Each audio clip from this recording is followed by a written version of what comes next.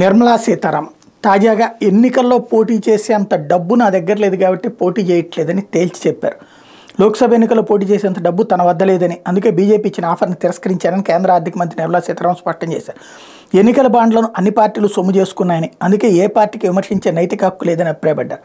బుధవారం times now సమ్మిట్లా మాట్లాడారు. ఆంధ్రప్రదేశ్, తమిళనాడులో ఎక్కడి నుంచైనా పోటీ చేయాలని బీజేపీ అధ్యక్షుడు జేపీ నడ్డా ఆఫర్ ఇచ్చారు. దీనిపై వారం 10 రోజులు ఆలోచించాక పోటీ చేయలేనని ఆయనకి చెప్పా. ఎన్నికల్లో పోటీ చేసేంత డబ్బు నా వద్ద లేదు. ఆంధ్రప్రదేశ్ అయినా తమిళనాడు అయినా నాకు ఇబ్బందులు ఉన్నాయి. విజయావకాశాలపై పలు ప్రశ్నలు వచ్చాయి. మీరు ఫలానా సామాజిక వర్గమా, ఫలానా మతమా, మీరు అక్కడి నుంచి వచ్చారా, ఇక్కడి నుంచి వచ్చారా అనే ప్రశ్నలు ఉత్పన్నం అవుతున్నాయి. అందుకే లోక్సభ ఎన్నికల్లో పోటీ చేయనని చెప్పా. నా ఈ వాదనను అధిష్టానం అంగీకరించిందంటూ అని చెప్పుకొచ్చారు. దేశ ఆర్థిక మంత్రికి ఎన్నికల్లో పోటీ చేయడానికి డబ్బు లేదా అని ప్రశ్నిస్తే అది దేశానికి సంబంధించిన డబ్బని, తనది కాదని సమాధానం ఇచ్చారు.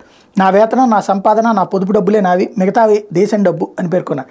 ఎన్నికల బాండ్లు చట్టబద్ధమైనవని, అన్ని పార్టీలు వాటిని సొమ్ము చేసుకున్నాయని సీతారామన్ స్పష్టం చేశారు. అందువల్ల ఏ పార్టీకి వాటిని విమర్శించే నైతిక హక్కు లేదని చెప్పారు.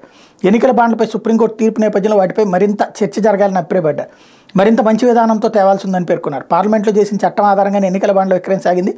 ప్రతి ఒక్కరికి ఇచ్చారు. దీన్ని కుంభకోణంగా అభివర్ణిస్తున్న పార్టీ కూడా ఎన్నికల బాండ్లను నగదుగా మార్చుకుంది. బీజేపీకి విరాళాలు ఇచ్చాక కూడా ఈడీ దాడులు ఆయా కంపెనీలపై జరిగాయి. దానికి దీనికి సంబంధం లేదని చెప్పుకొచ్చారు.